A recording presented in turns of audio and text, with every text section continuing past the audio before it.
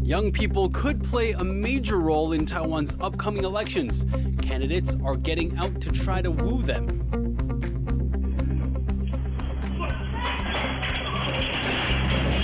After a deadly earthquake kills over 100 people in northwestern China, survivors are still waiting for help to arrive. Same-sex couples in Taiwan who want to start a family must look overseas for access to reproductive services.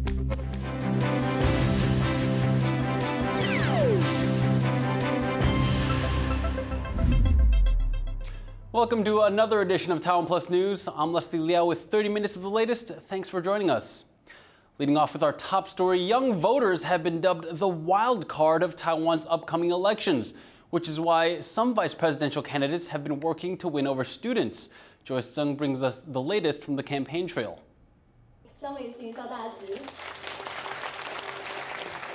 Making an appeal to Taiwan's young voters. The ruling Democratic Progressive Party's vice presidential hopeful Bi Kim Hsiao traveled to a central Taiwan university to speak with students about what it means to be a leader at the highest levels of society. 我们每一次想要进步，一定是有人高兴，有人不高兴，所以每个执政者都要有很强的抗压性。 Young voters will be key in shaping the results of January's elections. In the last presidential polls in 2020, over 70% of votes came from those below the age of 40, a critical group for VP candidates to help their party's frontman sway. The main opposition pick for VP, the Kuomintang Party's Zhao Shaokang, also worked to draw students, here at a forum in an elite Taipei university. Despite his party favoring more exchanges between Taiwan and China, Zhao lamented Beijing's grip over Hong Kong. 我认为北京要善待香港，你这样对待香港，凭良心说，我都不愿意去香港，我也不愿意去大陆。 But some analysts say that by focusing on geopolitics, candidates may be missing the mark. Cost of living issues is the number one concern for especially younger generation in Taiwan. And I would say regarding DPP, KMT, and TPP, honestly, frankly, I think TPP has a momentum. The TPP, Taiwan People's Party, is fielding potential dark horse duo Ko Wen-je, a former Taipei mayor, and former business exec Cynthia Wu as his running mate. In a democracy long dominated by two parties, they're seen as an attractive third option by some voters. But a recent scuffle at the COP28 summit has caused the TPP some trouble. Wu was turned away after showing up at the Dubai conference and publicizing it, an apparent faux pas given Beijing bars Taiwan from officially attending such international forums. Wu's chosen to blame the foreign ministry for the blunder, despite forewarning she would likely not be allowed in. 这次去的感觉就是像外交部在开旅行社，只是在一些台湾 climate action 的这种光板旁边拍照。 But parties will soon have to put such external noise aside, as the candidates for president and VP will face off in televised debates next week. And many Taiwanese voters, especially young ones, are due to tune in to see if they can address issues closer to home. Patrick Chen and Joyce Zhen for TaiwanPlus. Taiwan's president is too powerful. That's what some candidates for the country's top offices are saying. Jeremy Olivier has more. Former Taipei Mayor Ko Wen-je is bringing some big ideas to Taiwan's presidential race. He's standing for the Taiwan People's Party, Taiwan's third biggest party, and offering an alternative to the country's established two-party system, which Ko says is in need of radical change. The way Ko sees it, the president currently holds too much power, and if he were elected, he'd give some of that power back to the people by convening a parliament. 我如果当中华民国的总统，其实我的目标是将来要产生中华民国第一位总理啊。他当然都不会一步到位，所以我们要开始往我们要叫做内阁制是我们的目标，然后一步一步往那个移过去。According to Ke, as it is now, the president doesn't need to answer to the legislature, and that lack of oversight means they can get away with a lot more than a prime minister would. Unlike in the UK, where the leader is elected by the majority party in parliament, or the US, where the president is the chief executive. In Taiwan, the head of state is meant to share that power with the premier. This role oversees a cabinet of ministers and other high-level officials, also known as the executive yuan. It's called semi-presidentialism, and it's meant to keep any one person from having too much of a say in policy decisions. But in practice, the president still calls the shots. Taiwan is a unitary government with a directly elected president who appoints the premier, who then appoints the entire cabinet. And the president can appoint or remove the premier at will. The president doesn't need the legislature to confirm the premier. And so, in effect, it operates much like a full presidential system. Ke is not the first to make this case. Eric Zhu, the chair of the opposition Kuomintang, has been pushing for a parliament in Taiwan since at least 2014. And ruling Democratic Progressive Party politicians have also at times called for a less powerful president. But some analysts say semi-presidentialism is still the best choice for Taiwan, and changing it is not as easy as Ke's making it out to be. This is the non-starter, right? Why? Because you want to overhaul the constitution. It is a high bar. You have to get a lot of legislators, right? 3/4 legislators, something like that, and you need to have a constitutional referendum. And it's those legislators who are meant to keep Taiwan's president in check. Individually elected, opposition lawmakers holding a majority in the legislature can limit a president's power. With less than a month to go before Election Day, Ke's call for Taiwan to have a parliament may just be a campaign tactic, a way for this third-party candidate to set himself apart from the others. But its popularity among politicians across party lines could continue to grow, eventually bringing about big changes to Taiwan's top office. Justin Wu and Jeremy Olivier for TaiwanPlus. Former U.S. President Donald Trump has been barred from running in Colorado's presidential primary. The state's Supreme Court ruled that Trump cannot run there after he incited an attack on the U.S. Capitol 2 years ago. It's the first time a presidential candidate has been disqualified under a rule that prevents people who engage in insurrection from holding office. Trump is currently the frontrunner for the Republican nomination. Recovery is underway in China's northwest after the country's biggest earthquake in 9 years killed nearly 130 people. Some have lost everything. Sally Ensign reports. Capturing the devastation. Residents of China's Dahejia village in Gansu province are taking in the horror following the country's biggest earthquake in 9 years. Living near its epicenter, some have lost everything. 我怕嘛，很是怕呗。现在没地方住啊。我们全家人就这些房子全部没有一间好的，在没住嘛，没住房，这怎么办以后？我上街损失很大，那上面的那些就是全部这下来全部搬烂了。 This footage caught the intensity of the quake as it hit, killing at least 120 people and injuring hundreds more. The magnitude 6.2 tremor struck this part of northwestern China on the border between Gansu and Qinghai provinces just before midnight on Monday. It was shallow, making the damage even more extensive. Rescue efforts were immediate, with disaster response teams trawling through rubble overnight.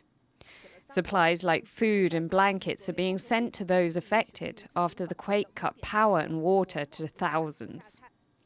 But inaccessible roads, collapsed infrastructure, and landslides which demolished an entire village have all slowed the emergency response. Adding to the challenge, sub-zero temperatures, as parts of China have been hit by a historic cold snap. The country's state planner has said it set aside some $35 million to help Gansu and Qinghai recover. Neighboring Taiwan's President Tsai Ing-wen took to social media to offer condolences, saying her country is ready to help. Residents in the remote Dahejia village have yet to receive assistance. 现在我们什么打算都没有，只能等到政府部门的救援吧。 But with none yet on the horizon, it could be days or even weeks before they can leave the devastation behind. Ryan Wu and Sally Jensen for TaiwanPlus. A new survey finds that a growing number of Taiwan's workplaces are queer-friendly.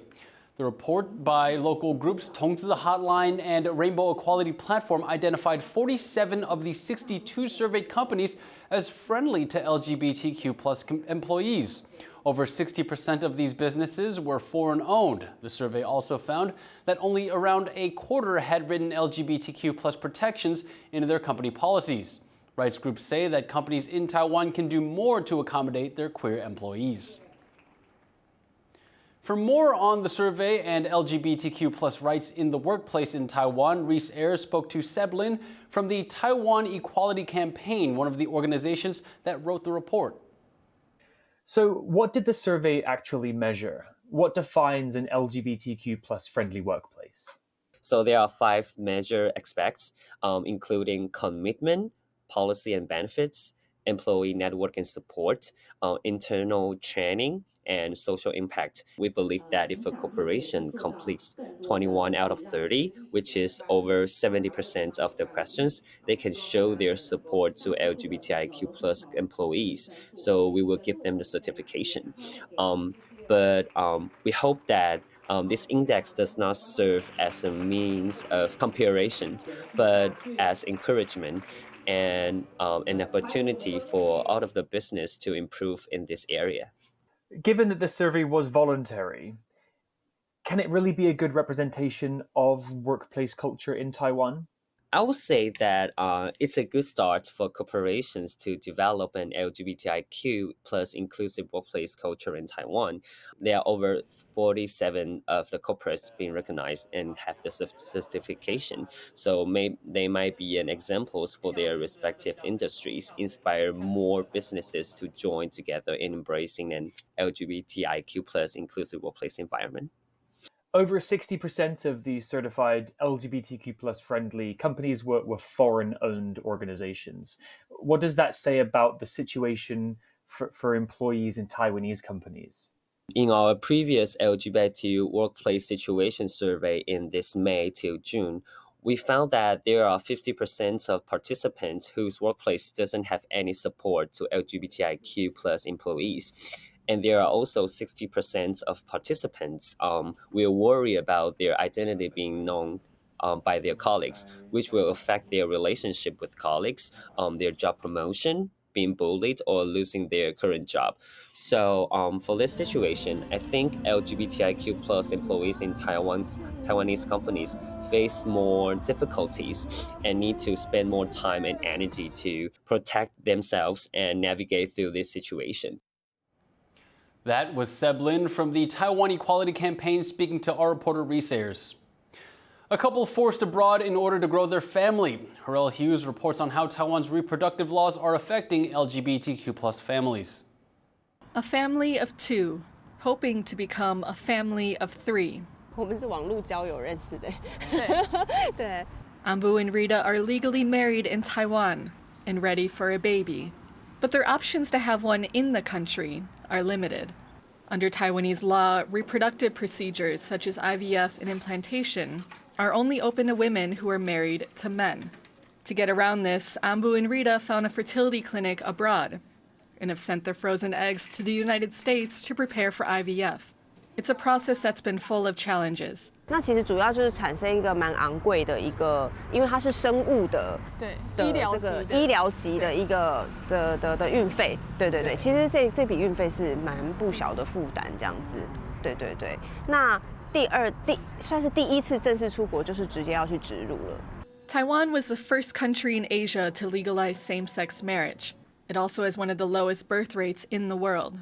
Women here can and are encouraged to freeze their eggs, with the government even offering subsidies for the procedure. But it's an option not available for LGBTQ+ couples, as using a woman's frozen eggs requires a husband's permission. There are more and more people wanted to build their family, especially after we have the same-sex marriage law. So it's very interesting to see that with the commitment to fix the low birth rate problem, the government cannot see that there are people who want to have their kids. Legislators have only just begun discussing updates to the law to allow female same-sex couples access to reproductive technology. But Ambu and Rita decided not to wait for change that may or may not come. They're preparing to start their family now. 经济上跟人力上是准备好了，心情上，我觉得我可能还在调试，对，我还在调试。就准备好，就是第一个决定是我要做这件事情，就是我要做了。Despite the journey and extra expenses, Ambu and Rita have high hopes their family can start growing in the spring.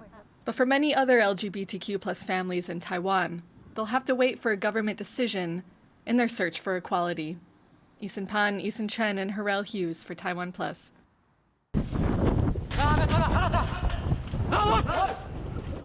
Coming up, militants continue to attack vessels in one of the world's busiest shipping lanes.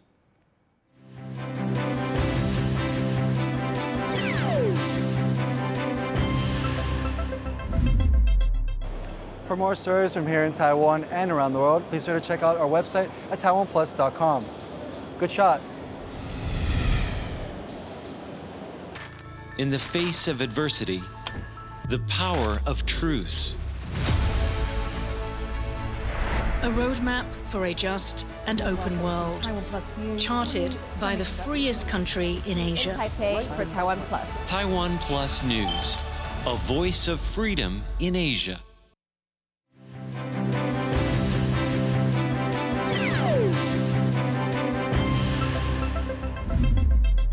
Welcome back. You're watching TaiwanPlus News.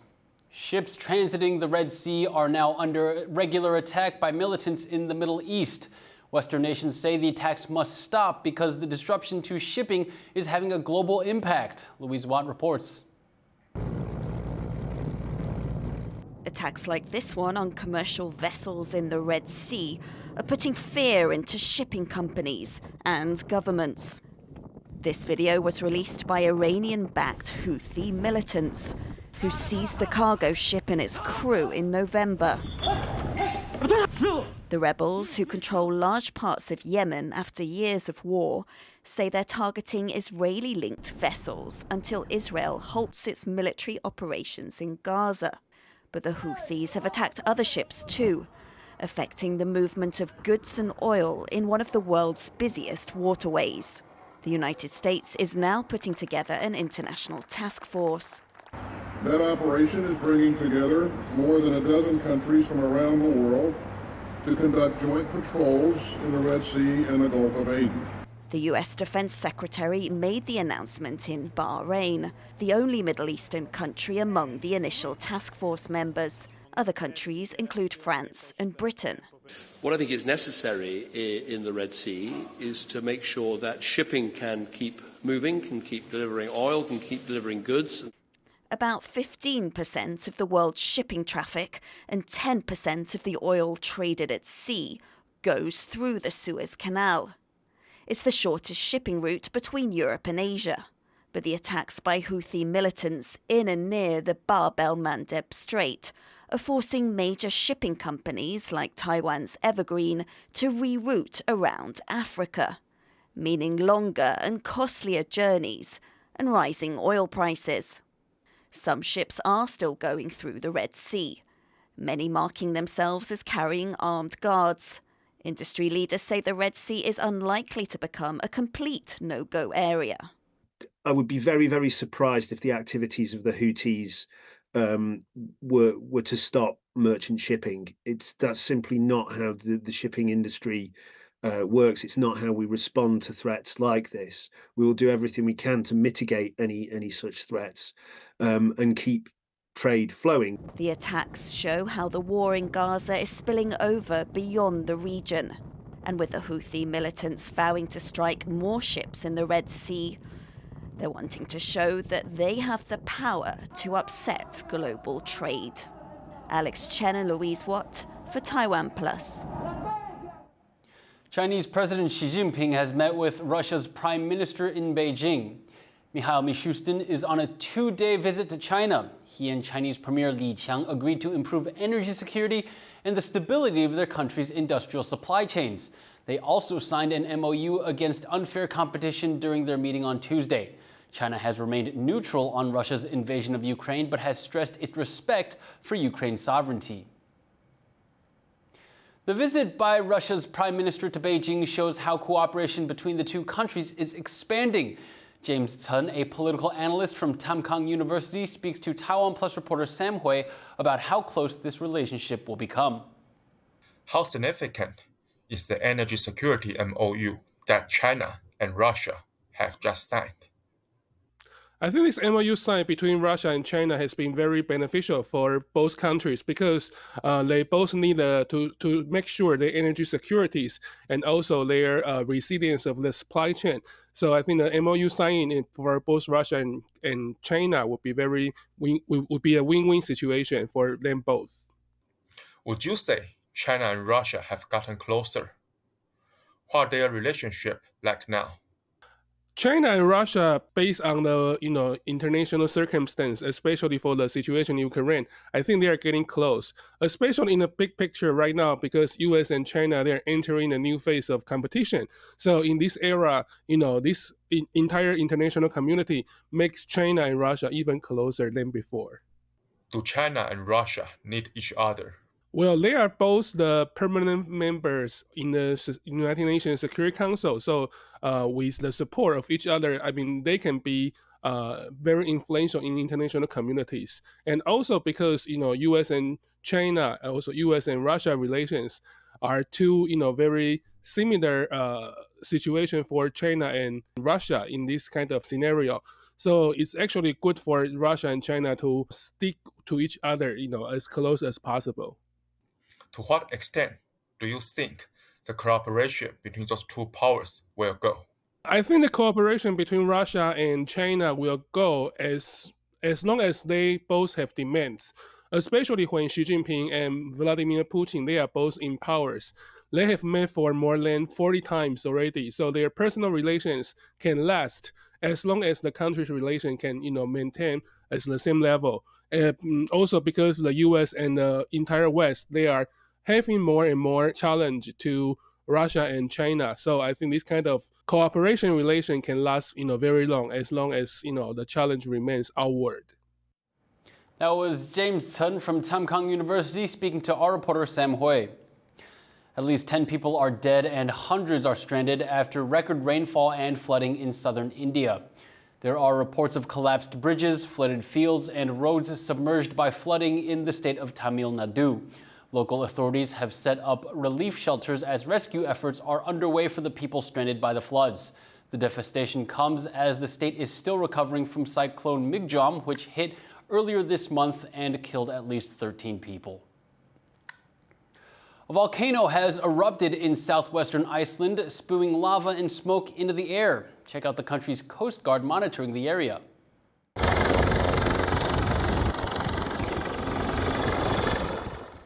The eruption happened about 30 kilometers from the country's capital, Reykjavik, on Monday. It comes after 4,000 residents were evacuated in November after thousands of earthquakes hit the area. Experts say the eruption is expected to continue throughout the week and is much bigger than the volcano's previous ones. They're monitoring the situation closely. Forget cat videos. A Thai farmer has taken love for furry felines to another level by planting massive designs of them across his rice fields. Joyce Tseng has this story. A peacefully sleeping cat lying in a field of rice, or rather across it. These giant kitties are the creations of Thanyapong Jaikam, a northern Thailand factory worker turned part-time farmer, who for months has been experimenting with rainbow rice by using it to create art. เนื่องจากว่าเราเอาข้าวสับปะสีเนี่ยเรามาคอมไบน์กับงานศิลปะเราก็เลยมีคอนเซปต์อาร์ตออกมาว่าในน้ำมีปลาในนามีแมว It's all part of a local university's pilot project to study the rice variety, whose leaves range in colors from deep purple to yellow. Pulling off these furry friends was not easy. Jaikam says it took around 200 helpers, GPS systems, and a drone to get right. ก็จะอยู่ในขั้นตอนของการที่เราใช้ต้นข้าวเนี่ยมาเติมเต็มในแต่ละจุดเพื่อให้ได้เฉดสีที่เรากำหนดซึ่งระยะนี้จะต้องวางให้ถูกต้องแล้วเฉดสีของเขาก็จะมีการเปลี่ยนแปลงไปเรื่อยๆตามระยะของเขา JICAM's hoping to kill two birds with one stone and help boost his country's economy, which relies heavily on both agriculture and tourism. He's expecting as many as tens of thousands of visitors soon when his cats open to the public on December 30th. เนื่องจากว่าอย่างน้อยทาสแมวต้องมา By combining art and science, JICAM hopes more farmers will also push the grain for more innovative harvests that can feed people in more ways than one. Justin Wu and Joyce Sen for TaiwanPlus. A new COVID-19 variant is keeping medical experts on their toes. Cases of the JN1 strain are quickly growing across the globe.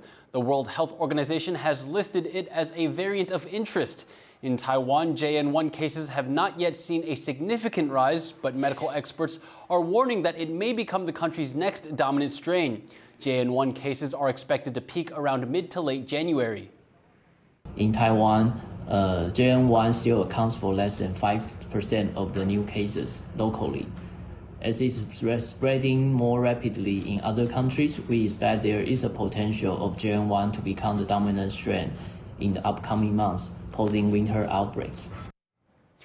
Thank you for watching TaiwanPlus News. Finally today, we leave you with images of decadent Christmas pastries in Paris made by some of the world's best chefs. That sure is making me hungry. I'm Leslie Liao. Take care, and I'll see you next time.